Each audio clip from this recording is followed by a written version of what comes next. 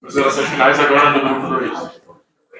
Minuto e meio. Novamente aqui cumprimento os meritíssimos que se fazem, os advogados aliados, e realmente é digno e honroso que se arrependa de seus atos. Seus argumentos violam o princípio da vida estipulado pelo Criador, vão contra o artigo 1º de nossa Constituição, que defende a dignidade do homem.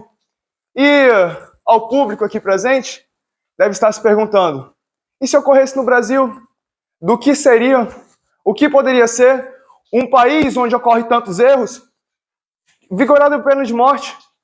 Qual o perigo de presos políticos, por exemplo, assim como no passado Tiradentes morreu? Qual o perigo de simplesmente por você discordar de uma ideia o governo acabar te rechaçando e executando?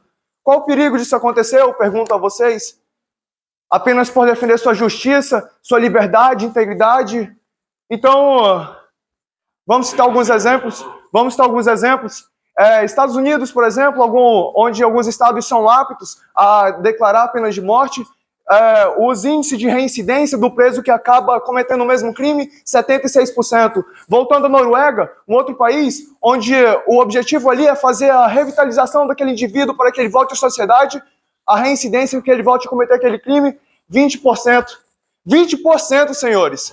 E por fim eu trago aqui o caso de George Stinney. George Stinney, habitado em Carolina do Sul, aquele indivíduo foi condenado à morte por assassinato com apenas 14 anos. 70 anos depois foi declarado sua inocência. Com um caso como esse, um equívoco como esse, eu pergunto aos senhores, tragam a vida de George Stinney de volta? Tragam a felicidade da família que perdeu aquele ente querido de volta?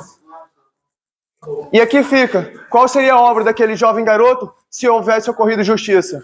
Obrigado, excelência. E um pouquinho do make-off de ontem. Deu certo, o professor já deixou falar mais 30 segundos. Daqui a pouco tem debate, né, como se fosse um treinamento. Todo treino exige um pré-treino, né? Para debate é com açaí. George Stinney, habitado em Carolina do Sul com 14 anos, condenado à pena de morte. E 70 anos depois de ser condenado à pena de morte, o mesmo foi declarado inocente. O que a quantidade de tempo, você devolve o tempo de fala seu ou o tempo de fala dos colegas. Entendido, meritíssimo. Agradeço. Só a última ressalva. 5 segundos, 5 segundos. Espera aí. O que seria da boa obra daquele indivíduo?